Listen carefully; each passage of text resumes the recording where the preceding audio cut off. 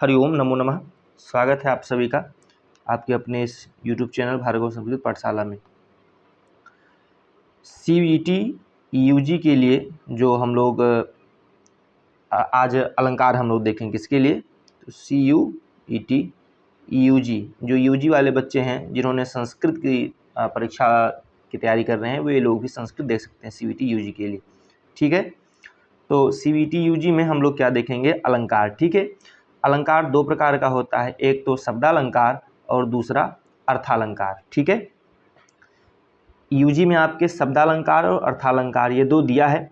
शब्दालंकार में भी 3 आपको अलंकार पढ़ने हैं, अर्थालंकार में भी आपको 3 या 4 अलंकार पढ़ने हैं। ठीक है, टोटल शब्दालंकार में आपको अनुप्रास पढ़ना है, उसके बाद आपको इसी में यमक भी पढ़ना है। ठीक है, और फिर आपको इसी में श्लेष भी पढ़ना है। 3 अलंकार इसमें पढ़ने हैं। तो आज हम लोग इन्हीं तीनों अलंकारों के बारे में चर्चा करेंगे। ठीक है, और ये चर्चा होगी अलंकार जो है वो अलंकार हम देखेंगे किसके अनुसार, तो साहित्य दर्पण के अनुसार। ठीक है, साहित्य दर्पण के अनुसार। साहित्य दर्पण किसकी कृति है, तो ये कृति है आचार्य विश्वनाथ जी की। ठीक है, किसकी कृति है, तो ये आचार्य विश्वनाथ जी की रचना है साहित्य दर्पण, और साहित्य दर्पण के अनुसार ही हम लोग इसको देखेंगे अलंकारों को। ठीक है, इसलिए साहित्य दर्पण से हम लोग देखेंगे क्योंकि आचार्य मम्मट का जो काव्य प्रकाश है उस काव्य प्रकाश के अनुसार अभी UG में तो नहीं पूछेगा जितना हमारी वो है। ठीक है, तो इसी से अलंकार आपके पूछेंगे, साहित्य दर्पण के अनुसार हम लोग वही चर्चा करते हैं। चलिए, सबसे पहले शब्दालंकार, अर्थालंकार और उभयालंकार। ठीक है, उभयालंकार किसको कहते हैं, तो कुछ ऐसे अलंकार होते हैं जो शब्दालंकार और अर्थालंकार दोनों में पाए जाते हैं, तो उनको उभयालंकार की श्रेणी में रखा जाता है। ठीक है, चलिए देखिए शब्दालंकार किसको कहते हैं और अर्थालंकार किसको कहते हैं। तो शब्दालंकार उसको कहते हैं जिसमें शब्द की प्रधानता हो। ठीक है, शब्द की प्रधानता हो जिसमें उसको शब्दालंकार कहते हैं, और जिसमें अर्थ की प्रधानता हो उसको अर्थालंकार कहते हैं। बस सामान्यतः ये इतनी परिभाषा है, यदि आप इसको समझ ले तो। अब कहते हैं कि ये देखिए लिखा है पहली जो लाइन है, ये लाइन कि शब्द परिवर्तन असहिष्णु अलंकार शब्दालंकार, माने शब्द के परिवर्तन को, ठीक है, कह रहे हैं दूसरे शब्दों में यहाँ बता रहे हैं कि दूसरे शब्दों में प्रमुख रूप से शब्दों पर आश्रित जो अलंकार है उसी को क्या कहते हैं, शब्दालंकार कहते हैं। माने शब्द के परिवर्तन को जो सहन नहीं करता है, ठीक है, वो क्या है, शब्दालंकार है। और जो अर्थ के परिवर्तन को सहन नहीं करता है वो अर्थालंकार है। इस प्रकार से माने शब्दालंकार उसको कहते हैं जिसमें मान लीजिए कोई अलंकार दिया है या कोई उसका उदाहरण दिया है, उसमें हम किसी शब्द को एक स्थान से दूसरे स्थान पर परिवर्तित कर दें, या उस शब्द के स्थान पर, ठीक है, कोई दूसरा शब्द हम लेकर चले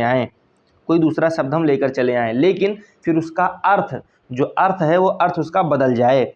तो अर्थ का बदल जाना अर्थात उसी शब्द के द्वारा वो अर्थ आ रहा था, अब वो चूंकि वो शब्द बदल गया है तो अब वो अर्थ नहीं आ रहा है। तो ये इससे मतलब स्पष्ट होता है कि उसी शब्द के कारण वहाँ पर अर्थ हो रहा था, अर्थात वो शब्द ही प्रधान था वहाँ पर, इसलिए जहाँ पर शब्द प्रधान होता है वो शब्दालंकार होता है। ठीक है, इतना समझ गए। इसी प्रकार से जहाँ पर कोई उदाहरण दिया है और शब्द जो दिया है, तो हम उस शब्द को यदि हम बदल देते हैं और इस शब्द के स्थान पर कोई दूसरा शब्द ले आते हैं, लेकिन दूसरे शब्द को लाने पर और पहले शब्द को बदलने पर उसके अर्थ में कोई परिवर्तन नहीं होता है, तो वहाँ पर अर्थालंकार है। क्यों, क्योंकि वहाँ पर अर्थ की प्रधानता है, वहाँ पर शब्द की प्रधानता नहीं है। क्योंकि शब्द को हम बदल दे रहे हैं फिर भी दूसरा शब्द हम ले आ रहे हैं, फिर भी जो अर्थ है वो अर्थ वैसे ही बना रहता है, वही अर्थ निकलता है। तो वहाँ पर अर्थ की प्रधानता है, तो इसलिए वहाँ पर कौन सा अलंकार होगा, वहाँ पर अर्थालंकार होगा। ठीक है, अर्थात कह रहे हैं कि जहाँ प्रमुखता अर्थात प्रमुख रूप से अर्थ आश्रित जो अलंकार हैं वो अर्थालंकार कहलाते हैं। माने अर्थ पर आश्रित हो जो अलंकार वे अर्थालंकार हैं, और जो शब्दों पर आश्रित अलंकार हो शब्दालंकार हैं।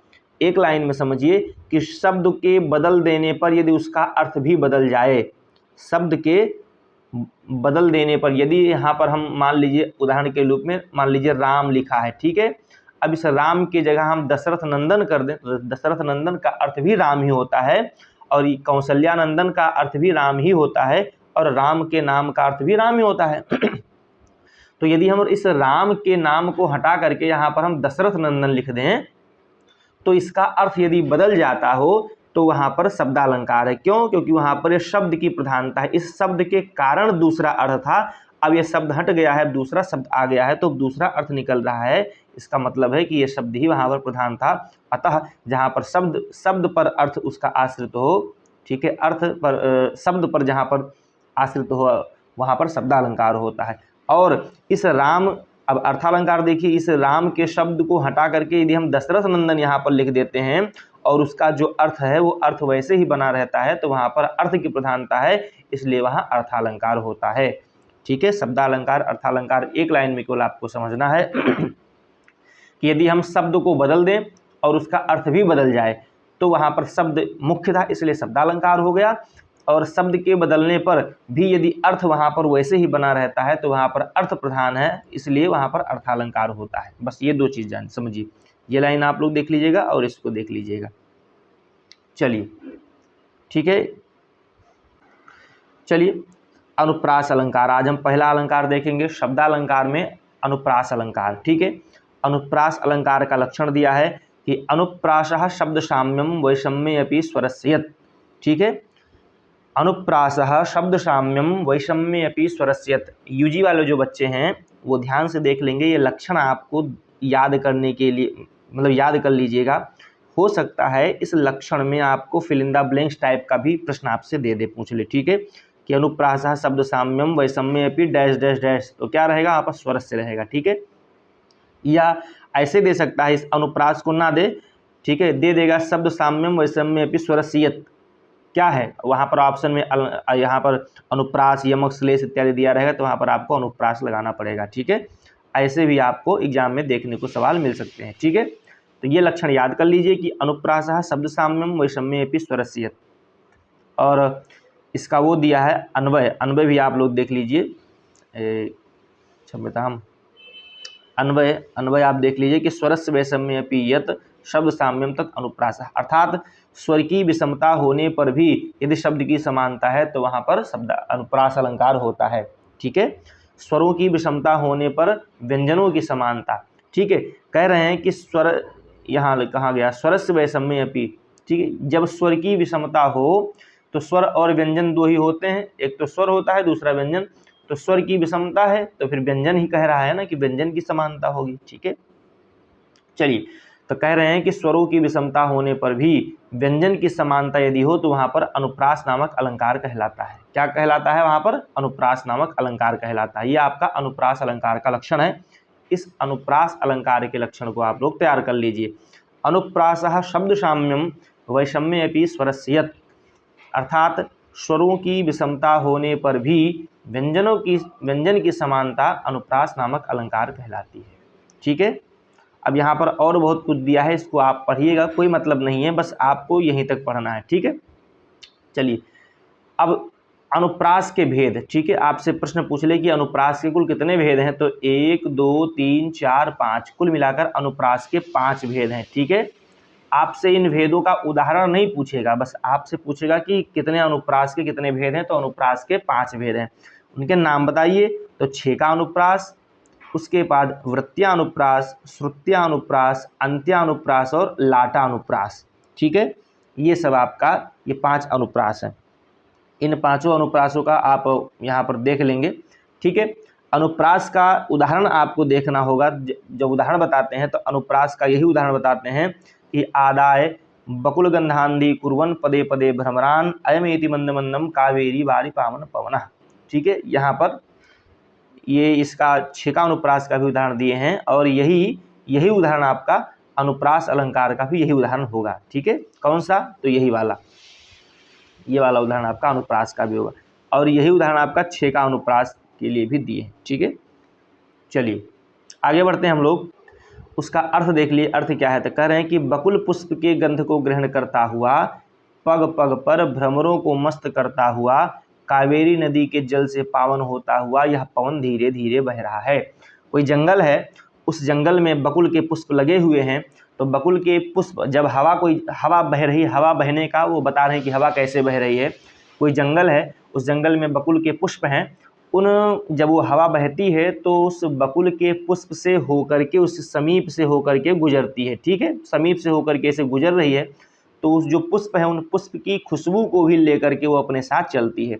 और फिर क्या कहते हैं कि पग पग पर भ्रमरों को मस्त करता हुआ, और भ्रमर समूह को भी मदमस्त करता हुआ कावेरी जो नदी है, उस कावेरी नदी के जल से जब वो हवा गुजरती है तो जल से पावन होती हुई कावेरी नदी के जल से वो हवा अपने आप को पवित्र करती हुई, और पवन धीरे धीरे बह रहा है, माने वो हवा धीरे धीरे बह रही है।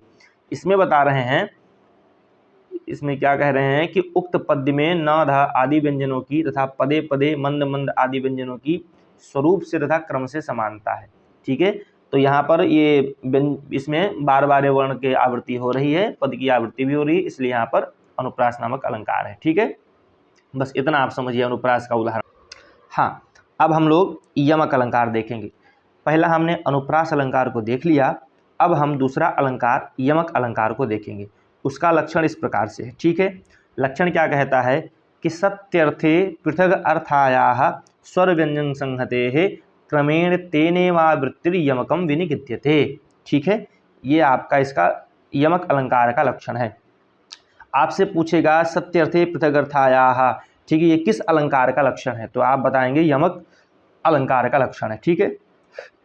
इसी प्रकार से घुमा घुमा करके आपसे प्रश्न पूछेगा, ठीक है भैया। अब इसका हम लोग आगे व्याख्या करते हैं और व्याख्या हम लोग देखते हैं, ठीक है। हाँ, क्या बता रहे हैं इसमें, देखिए इसका अन्वय है उस पद का कि अर्थे सदि पृथग अर्थायाः स्वर व्यंजन संहते तेनेव क्रमेण आवृत्ति यमकम विनिगद्यते। माने पहले हमने यमक अलंकार अनुप्रास अलंकार को देखा, जहाँ पर कोई पद या कोई वर्ण बार बार उसकी आवृत्ति हो तो अनुप्रास है। यमक अलंकार क्या होता है, सामान्य हिंदी वाले में हम लोग हिंदी में जब अलंकार पढ़ते हैं तो उसमें क्या कहते हैं, उसमें कहते हैं कि कोई शब्द हो, उस शब्द की आवृत्ति एक से अधिक बार हो, तो वहाँ पर कौन सा अलंकार होता है आपका, वहाँ पर यमक होता है।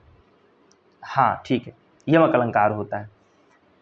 मैं थोड़ा अलग चला गया था सोचते सोचते, ठीक है ना। यमक पढ़ा रहे हैं तो यमक अलंकार की चर्चा हो रही है, तो कह रहे हैं कि कोई शब्द एक से अधिक बार, माने दो बार प्रयोग, एक से अधिक बार प्रयोग हुआ हो और उसके अर्थ में कोई परिवर्तन ना हो। माने ऐसा नहीं है कि परिवर्तन हो जाएगा तो गलत हो जाएगा, परिवर्तन भी हो सकता है और परिवर्तन नहीं भी हो सकता है। यहाँ पर भी उसकी व्याख्या में आएगा, हम लोग देखेंगे। कह रहा है कि वाच्य अर्थ विद्यमान होने पर भी भिन्न अर्थ वाले स्वर सहित व्यंजन समूह की उसी क्रम से आवृत्ति यमक अलंकार कहलाती है, ठीक है। अर्थात जिस क्रम से एक बार स्वरयुक्त व्यंजनों का प्रयोग हुआ है, उसी क्रम से उसी आकार प्रकार वाले स्वरयुक्त व्यंजनों की पुनः आवृत्ति यमक अलंकार कहलाती है। स्वर से युक्त व्यंजन का प्रयोग हुआ है जिस क्रम से, उसी प्रकार स्वरयुक्त व्यंजनों की पुनः आवृत्ति ही यमक अलंकार कहलाती है। कहने का भाव यह है कि माने कोई शब्द की आवृत्ति एक से अधिक बार हो, माने जब कोई शब्द एक से अधिक बार प्रयोग किया जाए और उसका अर्थ वही हो, ठीक है, अर्थ बदला ना, मतलब अर्थ समान रहे, तो वहाँ पर यमक अलंकार होता है, ठीक है। और कहीं कहीं पर उसके जब कोई शब्द दो बार प्रयोग होता है तो एक शब्द का अर्थ सार्थक हो सकता है, दूसरे शब्द का अर्थ निरर्थक भी हो सकता है, ऐसा कोई इसमें वो नहीं है, ठीक है। जैसे कह रहे हैं कि यहाँ ध्यान देने की बात है कि यमक में दोनों पद सार्थक होना आवश्यक नहीं। ऐसा नहीं है कि दोनों शब्द जो प्रयोग हुआ है वो दोनों शब्द सार्थक ही हो सकता है कि एक निरर्थक भी हो जाए, चलेगा।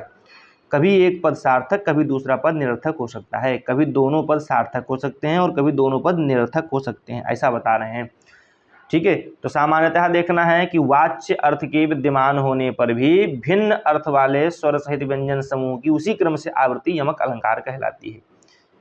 वाच्य अर्थ के विद्यमान होने पर कोई दूसरे अर्थ वाले स्वर सहित व्यंजन समूह की उसी क्रम से आवृत्ति यमक अलंकार कहलाती है। बस इतना समझिए, ठीक है। इसका यमक अलंकार का ये हम देखते हैं, लक्षण हमने दिखाई दिया था कि सत्यर्थे पृथक अर्थायाः स्वर व्यंजन संहते क्रमेण तेनेवावृत्ति यमकम विनिगद्यते, ठीक है। इसका उदाहरण में हम लोग देखेंगे कि नवपलाश पलाश वनम पुरा, ठीक है।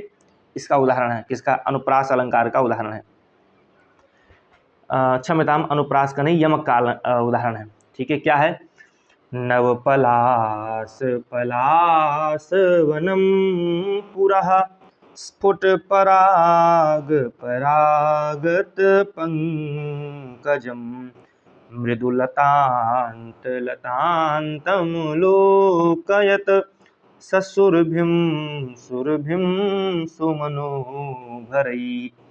ऐसे आप लोग इसको मतलब बढ़िया से आप गा भी सकते हैं। ठीक है, कह रहे हैं कि नव पलास पलास वनम पुरा। देखो 2 बार आवृत्ति हुई ना पलास पलास की। फिर कह रहे हैं स्फुट पराग परागत पंकजम, 2 बार पराग पराग की आवृत्ति हो गई। ठीक है, फिर कह रहे हैं कि मृदु लतांत लतांतम, देखिए 2 बार लतांत लतांत की आवृत्ति भी हो गई। ठीक है, फिर कह रहे हैं सुरभिम सुरभिम, और 2 बार सुरभिम सुरभिम की भी आवृत्ति हो गई। इस प्रकार से यहाँ पर कौन सा अलंकार है? यमक अलंकार है। इसका अर्थ क्या है कि श्री कृष्ण ने सामने नवीन पत्तों वाले, नए पत्तों से युक्त पलाश के वन वाले, पलाश पलाश का जो वृक्ष होता है उस पलाश, कई सारे पेड़ हैं तो वहाँ पर वन हो गया।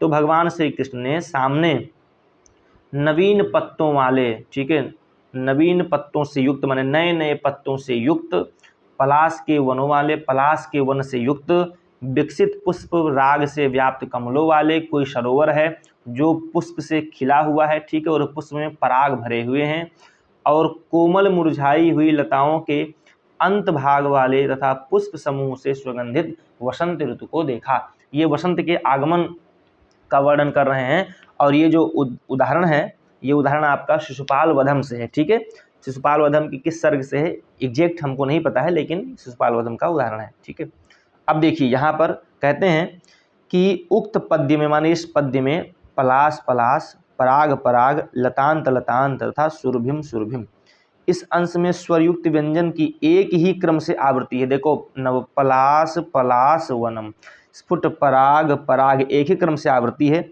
इसलिए यहाँ पर यमक अलंकार है। ठीक है, अब यमक अलंकार का हमने लक्षण देख लिया, यमक अलंकार का हमने उदाहरण देख लिया। अब आगे हम लोग श्लेष अलंकार को देखेंगे।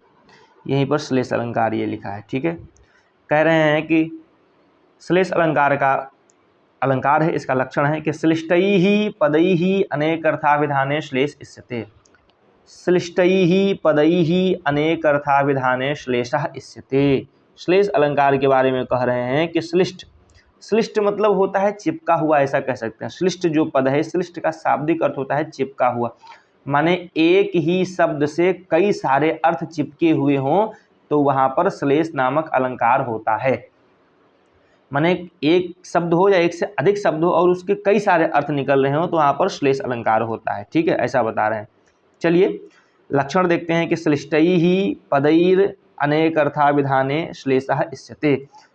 ये श्लिष्टैः पदैः अनेकर्थाभिधाने श्लेषः इष्यते। आप लोग को बता दूं कि श्लेष अलंकार कितने प्रकार का होता है, तो श्लेष अलंकार 8 प्रकार का होता है। ठीक है, आपसे प्रश्न पूछेगा कि श्लेष अलंकार के कितने प्रकार हैं, तो श्लेष अलंकार के 8 प्रकार हैं। ठीक है भैया, श्लेष अलंकार के कुल मिलाकर के 8 प्रकार हैं और ये उसका लक्षण है। ये लक्षण आपसे एग्जाम में देकर के पूछ लेगा कि श्लिष्टैः पदैः अनेकर्थाभिधाने कः इष्यते, तो श्लेषः इष्यते। ठीक है, अब उसका हम लोग देखते हैं।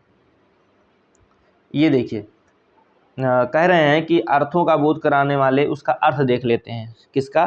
तो श्लिष्ट अर्थात एक बार उच्चारित होने वाले, एक बार, ये पिछले में हमने आपको दिखाया नहीं शायद, ये देख लिए।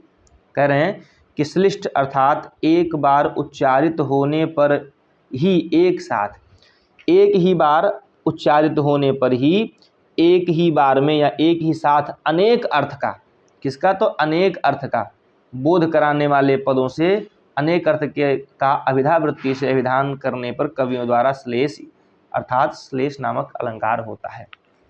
चलिए सामान्य इसको एक लाइन में समझे। कह रहे हैं कि श्लिष्ट अर्थात एक बार, एक ही बार उच्चारित होने पर एक साथ अनेक अर्थों का बोध कराने वाले पदों से अनेक अर्थों का अभिधा वृत्ति से विधान जो होता है तो वहाँ पर श्लेष नामक अलंकार होता है। मैंने पहले ही बताया कि मान लीजिए एक शब्द राम शब्द का यहाँ पर प्रयोग किया, इसी राम शब्द से कई सारे अर्थ चिपके हुए हैं, तो किसी एक शब्द के द्वारा जब कई सारे अर्थ की प्रतीति होती है तो वहाँ पर श्लेष अलंकार होता है। तो वही बता रहे हैं कि श्लिष्टैः पदैः, पदैः श्लिष्टैः, श्लिष्टैः माने एक बार उच्चारित करने पर पदई, उस एक बार पद का या शब्द का उच्चारण करने पर अनेक अर्थाभिधान, अनेक प्रकार के अर्थ का अभिधान हो, अनेक प्रकार के अर्थ का वहाँ पर अभिधा वृत्ति से मतलब वहाँ पता चले, तो वहाँ पर श्लेष नामक अलंकार होता है। ठीक है, अब श्लेष नामक अलंकार यह 8 प्रकार का होता है। यहाँ पर देखिए लिखा है कि यह 8 प्रकार का होता है। पहला है वर्ण श्लेष, दूसरा है प्रत्यय श्लेष, तीसरा है लिंग श्लेष, चौथा है प्रकृति श्लेष, पांचवा है पद श्लेष, छठा है विभक्ति श्लेष, सातवां है आपका वचन श्लेष, आठवां है आपका भाषा श्लेष। ये 8 प्रकार के आपके श्लेष अलंकार होते हैं। ठीक है, इन 8 प्रकार के श्लेष अलंकार के बाद अब हम उदाहरण देखते हैं। उदाहरण में क्या है कि प्रतिकूलताम उपगते ही विधौ विफलत्वाम एति बहुसाधनता अवलंबनाय दिन भर्तुर्भु ना परिस्थितः कर सहस्त्रमपि, कर सहस्त्रमपि। अब देखिए एक शब्द प्रयोग हुआ है, ठीक है, और उसके कई सारे अर्थ निकल रहे हैं। यहाँ पर अर्थ बता रहे हैं कि भाग्य के विमुख हो जाने पर अनेक साधनों की संपन्नता निश्चित रूप से व्यर्थ हो जाती है। कितने भी साधन हमारे पास हों, लेकिन यदि भाग्य हमारा प्रतिकूल हो गया तो सारे जो साधन है वो सारे साधन क्या हो जाते हैं, विफल हो जाते हैं।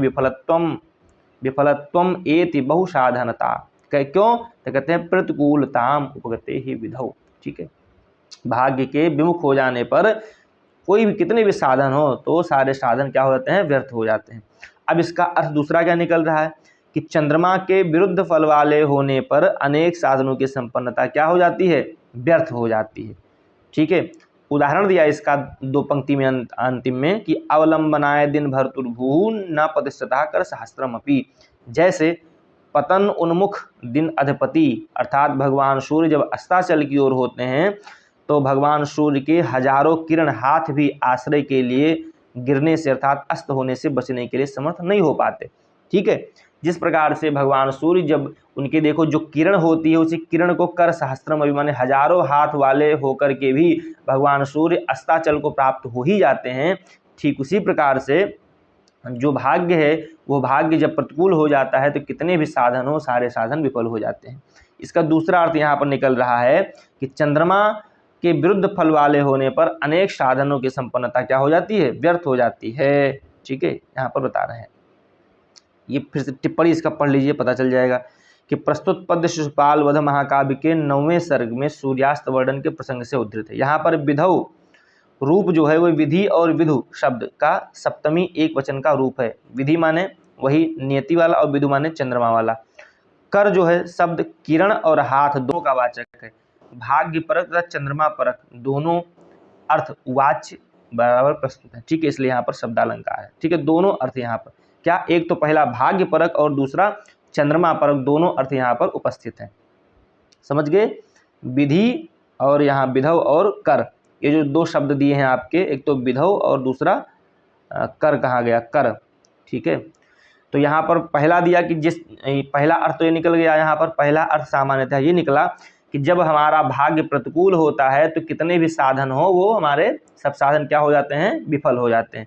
दूसरा अर्थ ये भी निकला यहाँ पर कि जब चंद्रमा जो है, ठीक है, चंद्रमा यदि विरुद्ध हो गया तो विरुद्ध फल वाले होने पर जो है अनेक साधनों की संपन्नता क्या हो जाती है, व्यर्थ हो जाती है। जैसे अब सूर्य एकदम तेजस्वी सूर्य है, लेकिन ये जब चंद्रमा को निकलना होता है तो सूर्य अस्त हो जाता है।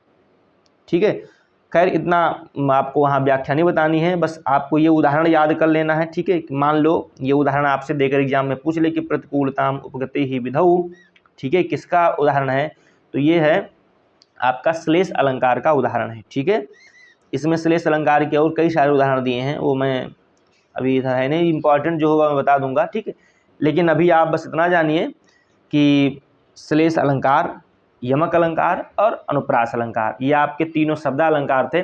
आज तीनों शब्दालंकार को हमने पढ़ा दिया। अब अगले लेक्चर में हम लोग अर्थालंकार को देखेंगे। ठीक है, आप सभी लोग इन अलंकारों का लक्षण याद कर लीजिए और उदाहरण याद कर लीजिए। ठीक है, इसी से आपसे प्रश्न पूछेंगे। और CVT UG के लिए आप लोग जो भी आपके इष्ट मित्र उनको बताइए कि क्लास इस पर चल रही है, YouTube चैनल से जुड़ जाएं और क्लास अपनी करते रहें। नमो नमः महादेव।